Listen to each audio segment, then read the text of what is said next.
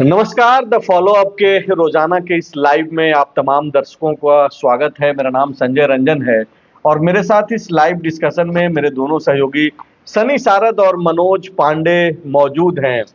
गौतम अडानी अडानी वो अडानी जो हमेशा इंडिया अलायंस, खास करके झारखंड में जो गठबंधन का जो स्वरूप है, कांग्रेस, जेएमएम, राजद और लेफ्ट, इसके निशाने पे हमेशा रहने वाले अडानी अब जो है अडानी को लेकर के ही आपस में दो फाड़ होता हुआ दिखाई पड़ रहा है। आपको मालूम है कि गौतम अडानी बीते दिनों मुख्यमंत्री हेमंत सोरेन से अचानक मुलाकात करने राजधानी रांची पहुंचे थे और तकरीबन 2 घंटा से ज्यादा का वक्त जो है वो मुख्यमंत्री आवास में रहे और उसके बाद वह जो है सीधे मुंबई लौट गए। एक लाइन की एक खबर सूचना जनसंपर्क विभाग के जरिए पत्रकारों को दिया गया, जिसमें कहा गया कि औद्योगिक निवेश पे जो है बातचीत हुई है। लेकिन बातचीत क्या हुई, नहीं हुई और उसका इम्पैक्ट क्या पड़ रहा है, उसको आप ऐसे देखिए कि गोड्डा में जो अडानी पावर प्लांट है, जहां पे तकरीबन 178 रैयतों को जो निकाल देने की जो सूचना है और जिसके बाद से जो वहां पे आंदोलन चल रहा है, उसमें सरकार और सत्ता पक्ष के जो विधायक हैं, खास करके कांग्रेस विधायक दल के नेता जो प्रदीप यादव हैं, वो सरकार के बीचों बीच जो है आता हुआ दिखाई पड़ रहे हैं।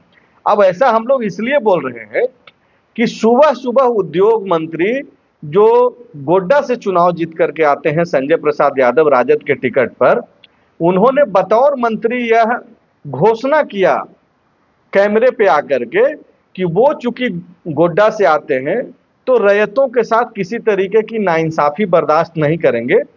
3 से 4 दिन का समय दीजिए और सारा मामला जो रैयतों का जो सवाल है उसको सुलझा लिया जाएगा।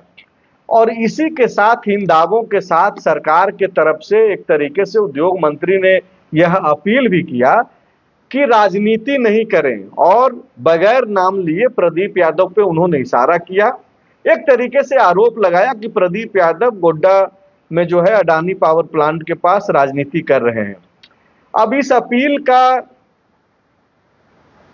किए हुए 4 से 5 घंटा भी नहीं हुआ था कि दोपहर में 1 से 1:30 बजे के आसपास जो है प्रदीप यादव उन रैयतों के पास चले गए जो कि अडानी पावर प्लांट का जो एक आउटसोर्सिंग कंपनी है जहां पे वो काम कर रहे थे, और रैयतों को यह बोला गया था कि पहले आप इस कंपनी में काम कीजिए और जब अनुभव मिल जाएगा तो बाद में जो है आपको गोड्डा में जो अडानी पावर प्लांट है सीधे तौर पे उसमें नियुक्ति कर ली जाएगी, जो मेरे पास सूचना है। लेकिन अब देखिए कि दरअसल अडानी को लेकर के यही वजह है कि हमने कैप्शन में लिखा है कि अडानी और सरकार के बीच में जो है कांग्रेस आ रही है। संजय यादव और प्रदीप यादव की जो आपसी तनातनी है, जो लड़ाई है, जो प्रेम है, वो सदन के अंदर भी देखने को मिला था तब, जबकि संजय यादव ने यह कह दिया था कि कांग्रेस में वह स्लीपर सेल के तौर पे हैं, उस वक्त भी उन्होंने नाम नहीं लिया था। कई तरीके के सवाल हैं। सबसे पहले आपको यह बताते हैं कि दरअसल अडानी पावर प्लांट के पास वो जो रैयत हैं जिनकी जमीनें गई, वो क्यों वहां पे आंदोलन कर रहे हैं, उनकी संख्या क्या है? पांडे जी आप जवाब दीजिए।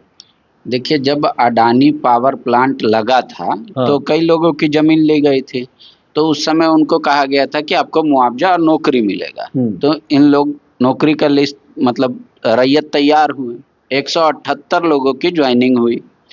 उसमें उन लोगों को डायरेक्ट अडानी पावर प्लांट में वो लोग उस समय भी नियुक्ति मांग रहे थे, पर वो नहीं हुआ, ये कहते हुए कि आप जो बेसिक क्राइटेरिया है, एलिजिबिलिटी क्राइटेरिया, वो भी नहीं आप लोग पास किए हुए हैं और काम भी नहीं जानते हैं, इसलिए तत्कालिक आप इस कंपनी में ज्वाइन कर लीजिए, एक थर्ड कंपनी में, और वहाँ पे वो आपको ट्रेनिंग भी देंगे, पैसा भी देंगे, और जब आपका पूरा हो जाएगा प्रशिक्षण तब फिर आप अडानी कंपनी में पेरोल पे आ जाएंगे।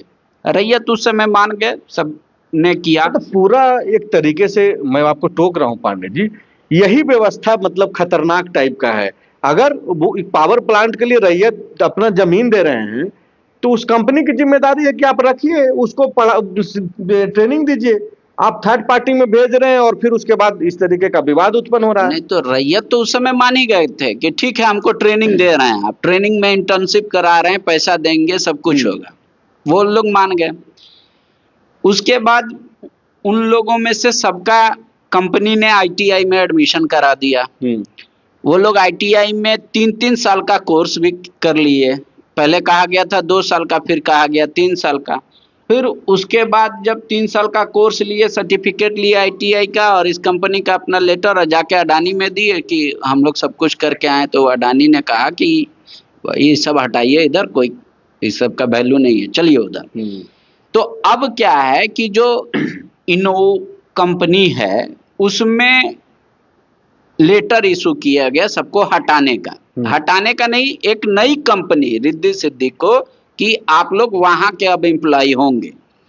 तो यहीं पे विवाद उत्पन्न हुआ कि भाई जब ऑलरेडी हम लोगों के साथ ये मौखिक बात एग्रीमेंट था एक तरह से कि भाई आप ट्रेनिंग ले लीजिए, सब कुछ कर लीजिए, अब हम लोग 5-5 साल हो भी गया सबका, तो आप हमको डायरेक्ट अडानी पावर प्लांट का ये दीजिए। एक नया कंपनी ले आ रहे हैं, अब फिर वहां जीरो से शुरुआत होगी सब चीज। उसी बात को लेकर आंदोलन चल रहा है।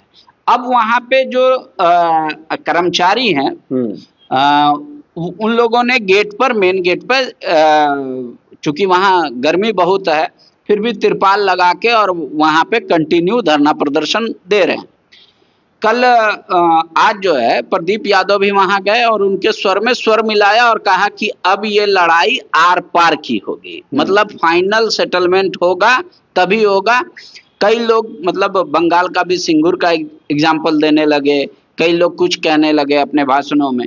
तो अब कल से फिर अब कांग्रेस कमेटी, जो झारखंड प्रदेश कांग्रेस कमेटी है, उसने एक विज्ञप्ति जारी करके कहा है कि विधायक दल के नेता इस मामले को देख रहे हैं और आंदोलन अब सचमुच आर पार का होगा अगर यहाँ के कर्मचारियों की बात नहीं सुनी जाएगी। अब समस्या ये है कि जिला प्रशासन, वहाँ जो सीईओ हैं और जो अडानी कंपनी है उसके, और जिस कंपनी में ये लोग कार्यरत हैं, वो लोग कोई एक रास्ता निकालना चाह रहे हैं कि भाई बीच का कोई रास्ता निकले। लेकिन वहां पे वो चाहते हैं कि मेन गेट खाली हो जाए, मतलब रास्ता क्लियर हो जाए। ये अब क्या है कि जो रैयत हैं वो इसी बात का डिमांड कर रहे हैं कि भाई जमीन मेरा, प्रदूषण झेल रहे हैं हम, और फिर हम दूसरे कंपनी में जाएं।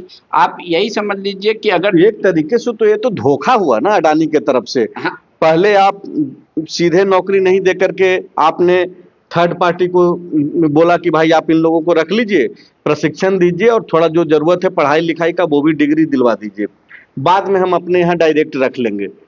अब उस वादे से पीछे तो अडानी कंपनी जा रही है। हाँ, तो यही इसी बात का जो लिखित कोई ये नहीं है ना, ये सारा कुछ मौखिक में। हाँ, और वो करे सबके साथ था, कोई भी झूठ क्यों बोलेगा।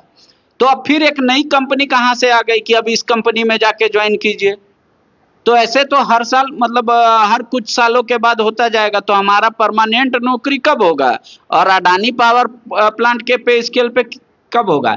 जो बड़ी बड़ी कंपनियां होती है उसका बेसिक पे जो होता है वो अच्छा, मतलब काफी अच्छा रहता है। मतलब अगर आप कंपेयर करेंगे तो भारत सरकार का जो 7th पे स्केल जाएगा अभी उसके बराबर का होता है, कई जगह उससे ज्यादा भी होता है, 9th पे स्केल तक जाता है जो सीसीएल में मिल रहा है। तो रैयतों का कहना है कि भाई हम तो जमीन दिए अडानी को, पावर प्लांट दिए अडानी को, हम रिद्धि सिद्धि का। हाँ, इसी वजह से वो पूरा विरोध चल रहा है। अब इसमें क्या है, चूंकि देखिए झारखंड सरकार के पास एक ये है उनके लिए सबसे बड़ी चुनौती की बात कि झारखंड अभी बोकारो स्टील सिटी गर्म है, कंपनी का ही विवाद है, Bokaro steel city versus intern का। वहां के भी स्थानीय लोग गुस्से में है, बोकारो बंद। अब फिर गोड्डा का, अगर ये दोनों न्यूज बाहर के उद्योगपतियों को मिला तो छवि जो है वो ये जाएगी कि कंपनी को मतलब डिस्टरबेंस हो रहा है। इस पे भी बातचीत करेंगे। आप दरअसल यह कहना चाह रहे हैं कि एक तरफ मुख्यमंत्री विदेश दौरे की तैयारी में है कि कैसे निवेशकों को लाया जाए, उसके बिना रोजगार। झारखंड में जो लोग काम कर रहे हैं, बड़ी कंपनियां हैं, उसका विरोध हो रहा है।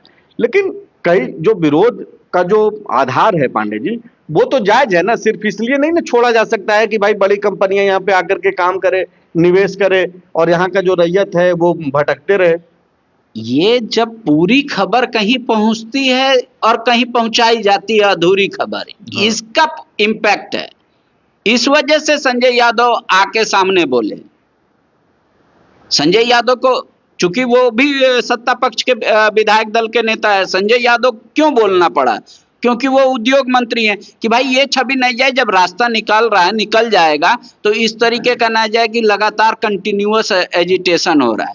चूंकि अगर आधा पोर्शन ही जाएगा किसी के पास, कंपनी अपना फॉल्ट तो मानती नहीं है, ठीक है, तो ये जो मैसेज जाएगा ये गलत जाएगा। इसी को लिपापोती, ऐसा नहीं हो रहा है कि भाई कंपनी ने जिस शर्त को रखा उसको पूरा नहीं किया। सनी, मैं वही समझना चाह रहा हूं कि अगर संजय यादव, जो कि हेमंत सोरेन के कैबिनेट के सहयोगी हैं, उद्योग मंत्री हैं, वो सुबह सुबह आकर के यह दावा कर रहे हैं कि भाई अडानी से संबंधित जो भी मसला है वो रैयतों के हित में आने वाले 3-4 दिनों में सब कुछ स्पष्ट कर दिया जाएगा, इसमें राजनीति नहीं हो, और अपने ही सरकार का क्या नहीं सुन रहे हैं प्रदीप यादव? उद्योग मंत्री के हैसियत से जब संजय यादव बोल रहे हैं तो भाई वो तो सरकार का पार्ट है ना। तो जब सरकार यह दावा कर रही है कि भाई हम सब कुछ संभाल लेंगे, तो ये प्रदीप यादव मतलब क्या कर रहे हैं? सरकार के सामने खड़ा हो गए हैं, क्या है? देखिए, प्रदीप यादव, संजय यादव आज सुबह सुबह क्यों बोले और क्यों उन्हें बोलना पड़ा, इसको थोड़ा समझना होगा जी। गोड्डा में आंदोलन चल रहा है, जिस दिन इनोव कंपनी है उस कंपनी से हटाया गया और उसके बाद रिद्धि सिद्धि कंपनी में उन्हें शिफ्ट किया जा रहा है। थोड़ा इसके टेक्निकल टर्म को भी समझ लें, क्योंकि अब से थोड़ी देर पहले गोड्डा के सांसद निशिकांत दुबे का भी एक बयान आया है। अडानी की तरफ से तो कोई आधिकारिक बयान नहीं आया है, लेकिन निशिकांत दुबे जो अभी बता रहे थे, वो बता रहे थे कि इनोव कंपनी को अडानी ने देश भर में ब्लैकलिस्टेड कर दिया है और यही वजह है कि उस कंपनी से सिद्धि कंपनी में शिफ्ट किया जा रहा है। प्रदीप यादव और रैयत जो आंदोलन कर रहे हैं, जिन्हें हटाया गया है, उनका कहना है कि आप अडानी जो है चौथे आउटसोर्सिंग कंपनी में हम लोग को शिफ्ट कर रही है, जबकि इनकी मांग है कि भाई जो फर्स्ट आउटसोर्सिंग कंपनी है कम से कम उसमें रखा जाए। एक तो विवाद ये है। दूसरा है कि जो आंदोलन चल रहा था, जिस दिन हटाया गया, उस दिन आपने देखा कि किस तरह से वहां से लाइव करके वीडियो वायरल किया गया और बताया गया कि कंपनी यहाँ से हटा रही है रैयतों को। उसके बाद से आंदोलन शुरू हो गया। जो लोग आंदोलन कर रहे थे वो प्रदीप यादव, जो पोड़ैयाहाट के विधायक हैं और कांग्रेस विधायक दल के नेता हैं, उनसे मुलाकात करने के लिए गए और उनको अपनी सारी समस्याएं बताई। क्योंकि प्रदीप यादव अडानी को लेकर पहले भी आवाज उठाते रहे हैं, विधानसभा में भी अभी उन्होंने आवाज उठाई, जेल भी गए। तो फिर तय हुआ कि अडानी के अधिकारी और रैयत और प्रशासन तीनों बैठकर इस मामले का समाधान निकालेंगे। कल क्या हुआ, सीएलपी झारखंड प्रदीप यादव करके एक व्हाट्सएप ग्रुप है, मतलब कांग्रेस के लीडर ऑफ अपोजिशन का एक व्हाट्सएप ग्रुप है। उसमें कल रात 10:35 पर एक मैसेज आया। उस मैसेज में यही लिखा गया कि अडानी ने अभी तक रैयतों की जायज मांगों को पूरा नहीं किया है, यह सरासर धोखा है।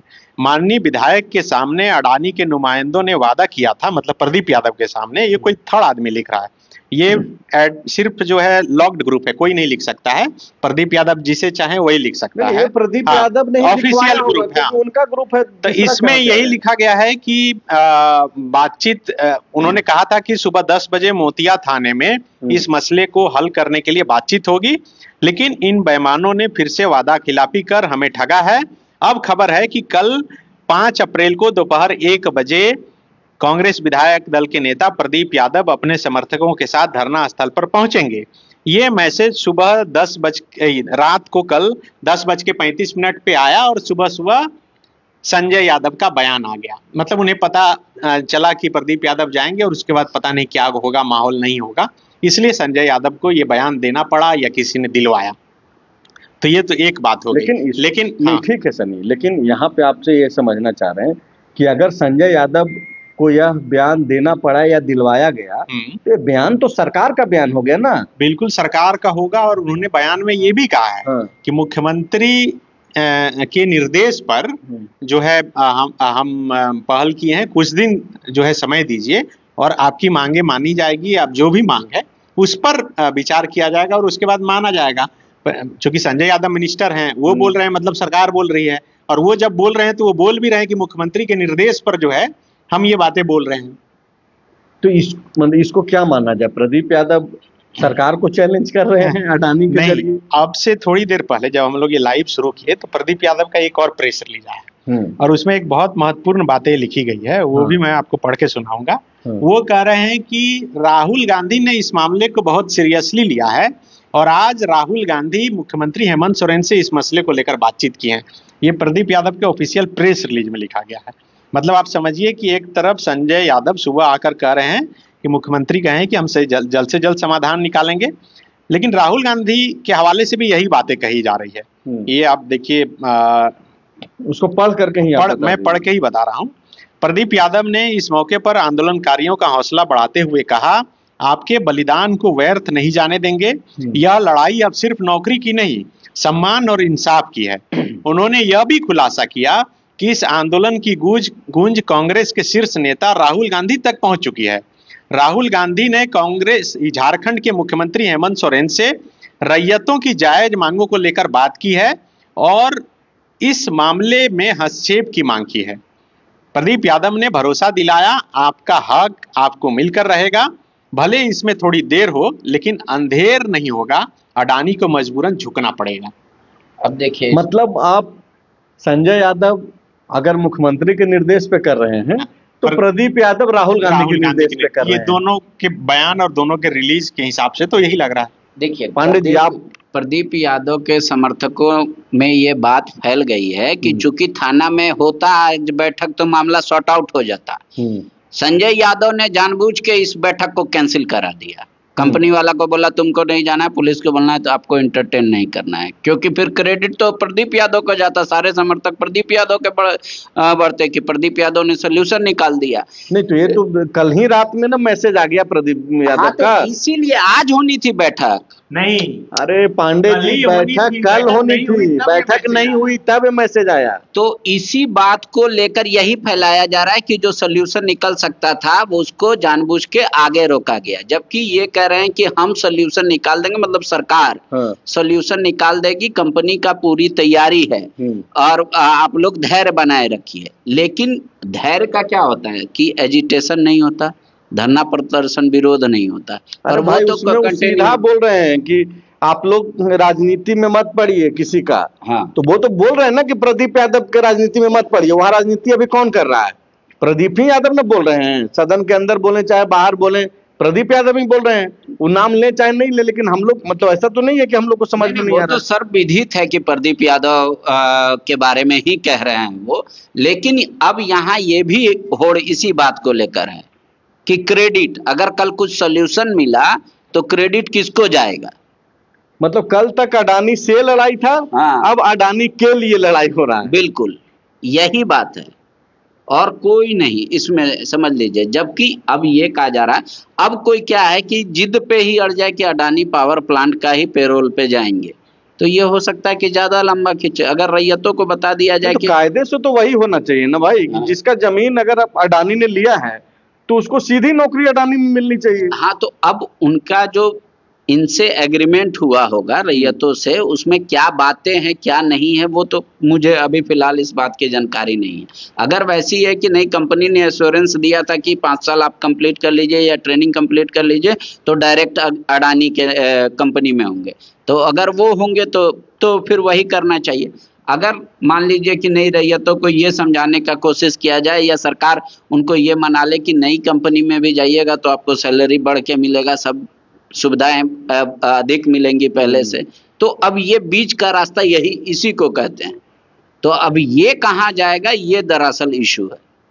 ये जो मैसेजिंग, आप चूंकि गोड्डा से भी आते हैं सनी, और ये पूरे गोड्डा का ही मामला है और प्रभावित तो पूरा झारखंड है। चूंकि अडानी को लेकर के बातचीत होगी तो सिर्फ राज्य नहीं पूरा देश भी सुनता है, और अडानी का जो व्यक्तित्व उभरा है हाल के दिनों में, पूरे विश्व में मतलब उन पे नजरें रखी जाती है कि वो क्या कर रहे हैं, कहाँ क्या कर रहे हैं। गोड्डा में ये मतलब ये क्या है, इसको मतलब अगर माइनस हेमंत सोरेन माइनस राहुल गांधी अगर कर दिया जाए तो ये संजय यादव वर्सेस प्रदीप यादव की भी लड़ाई है।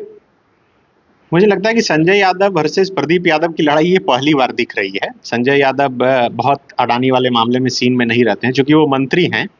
ये प्रदीप यादव वर्सेस निशिकांत दुबे कह सकते हैं कि वहाँ अक्सर होते रहा है, और दोनों के बीच वहाँ ऐसा देखा गया है कि चाहे बयान के जरिए हो, चाहे सोशल मीडिया के जरिए हो, चाहे चुनाव के जरिए हो, वो लड़ाई अक्सर दिखती है।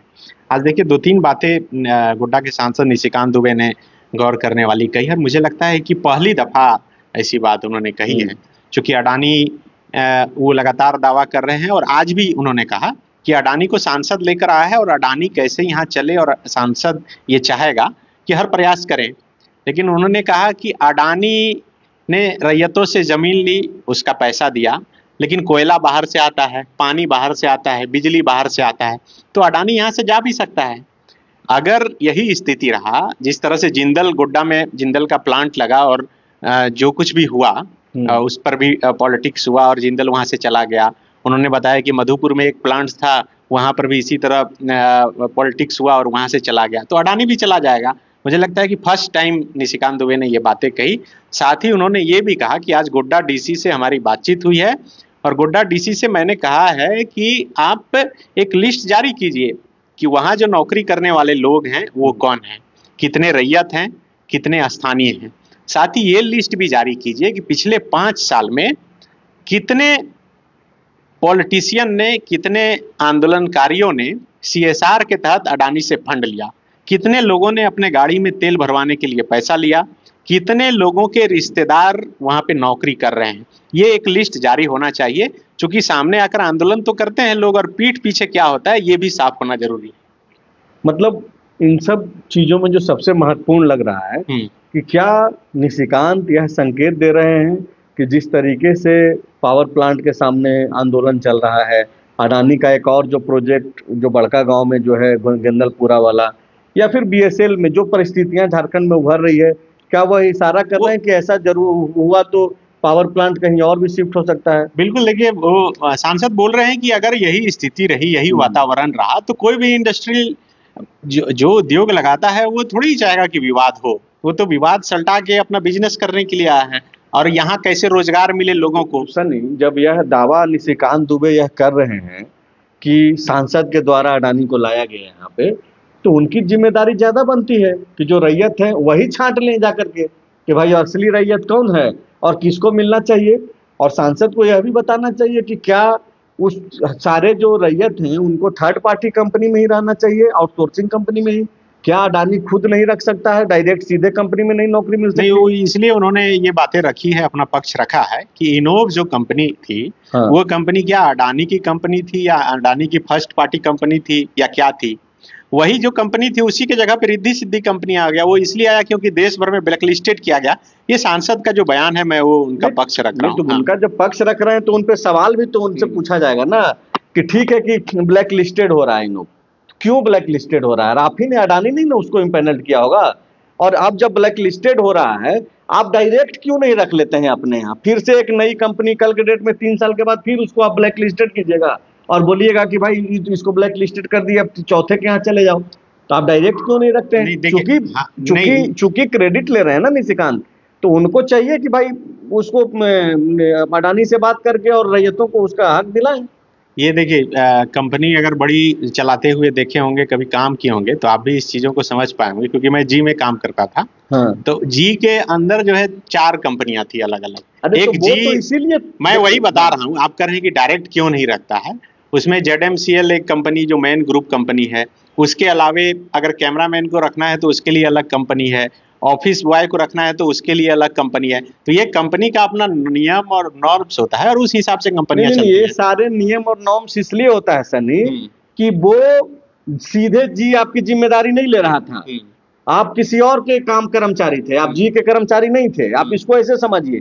तो लड़ाई तो यही है ना, अडानी डायरेक्ट कर्मचारी क्यों नहीं बना रहा है? उसी का ना लड़ाई लड़ रहा है रैयत कि भाई हमको आप किसी और का कर्मचारी बना दिए हैं कि भाई एक एक्स कंपनी है, एक वाई कंपनी है, एक जेड कंपनी है, ये इसको कर्मचारी को रखेगा, इंजीनियर को रखेगा। तो स्टेट गवर्नमेंट के जो नुमाइंदे हैं, संजय यादव जैसे अभी हैं, मंत्री हैं, रघुवर दास के समय ये MOU हुआ। उस MOU में क्या था?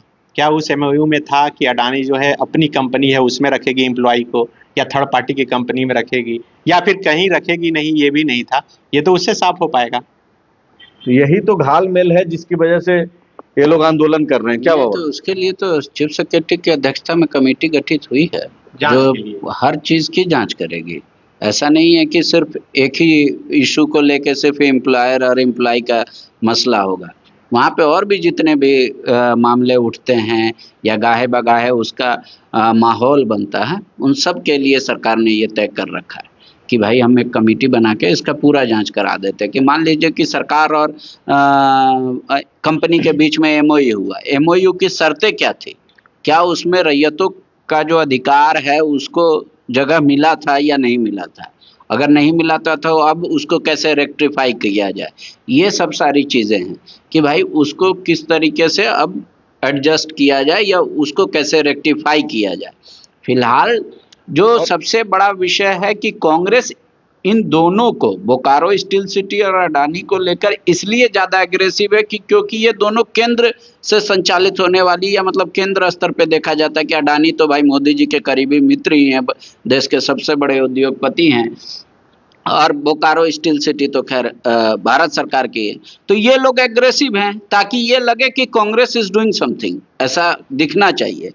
अब इसमें बीजेपी थोड़ा बैकफुट पे जाएगी, लेकिन जो यहाँ के स्थानीय सरकार है, सारा न्यूसेंस तो इनकी जगह पर क्रिएट हो रहा है, तो अब ये किधर जाएगी, ये विषय है कि ये तो सोचेगी कि कहीं बीच का रास्ता निकाल दे, क्योंकि इसमें सिर्फ डायरेक्ट इन्वॉल्वमेंट ऐसा नहीं है कि कोई आके, क्योंकि लॉ एंड ऑर्डर का तो सिचुएशन हमेशा वहाँ का रहता है, वहाँ के रैयत राज्य सरकार का रिस्पॉन्सिबिलिटी होता है। तो अब सरकार क्या, मतलब जिस तरीके से अंधाधुंध T20 खेल रही है कांग्रेस किसी भी मुद्दे पर, सरकार वैसा T20 नहीं खेल सकती ना। सरकार को तो मैच जीतना है हर हाल में, और जो हारेगा उसको भी ये ना लगना चाहिए कि वो हार गया, मतलब खुशी खुशी वो कप चाहती है सरकार। सरकार तो चाहेगी ना कि मेरा भाई स्टेट में जो भी जगह है उसमें पीसफुल एनवायरनमेंट रहे, वहाँ के लोग भी खुश रहें, और जो कंपनी है वो भी, उनको भी बहुत ज़्यादा नाराजगी या उनको ऐसा ना हो कि वो भाग जाए। तो आप ये बोल रहे हैं कि संजय यादव दुलार पुचकार रहे हैं, हाँ, कि भाई वेट कीजिए, हम एकदम 3-4 दिन में सब ठीक कर देंगे, और प्रदीप यादव भड़का रहे हैं, तड़ातड़ बैटिंग कर रहे हैं। भड़काना उसको शब्द कह सकते हैं, या देखिए कई बार होता है क्या कि रैयतों को जो डिमांड होता है वो इसलिए भी कई बार, या किसी भी चीज का एजिटेशन होता है तो लोग उसको थोड़ा, जो मांग होता है अगर उसको कोई नेता का बैकअप मिलता है तो वो लंबी चलती है,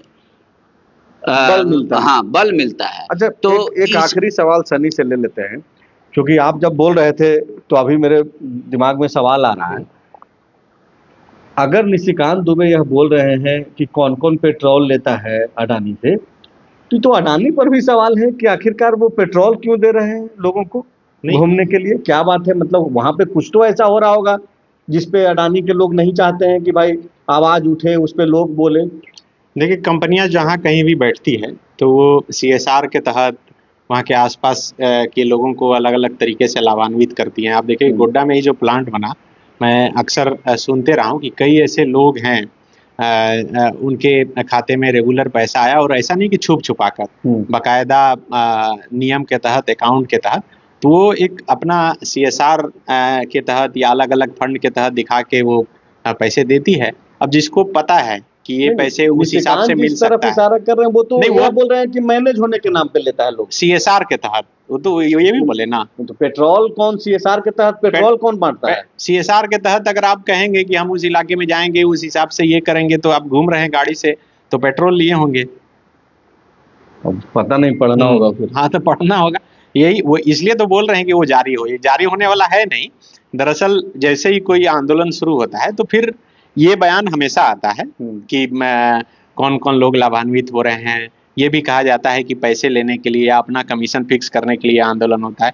झारखंड में जितने आंदोलन हुए हैं, जो लोग भी शामिल हुए हैं, उस पर तो ये आरोप लगते रहे। तो हर जगह पूरे देश भर में, सिर्फ झारखंड क्यों? मतलब जो लोग सवाल उठाता है, सबसे आसान है कि उसके ऊपर आप आरोप लगा दीजिए कि भाई ये तो पैसा के लिए कर रहा है। बहरहाल देखिए कि एक्चुअली बातचीत करने के पीछे की वजह भी यही बनी कि जो अडानी, चाहे वो कांग्रेस हो, राजद हो, JMM हो, इन सबके निशाने पे रहे। अब उन्हीं अडानी को लेकर के लड़ाई चल रही है, कोई पक्ष में बात कर रहा है तो कोई विपक्ष में बात कर रहा है। अब देखिए क्या कुछ होता है। हालांकि फिलहाल अभी आंदोलन चल रहा है, रैयत का अपना जो जायज मांग है उसे पूरा भी करना चाहिए। और अब तक आप इस लाइव में बने रहे, इसके लिए आपका बेहद ही शुक्रिया।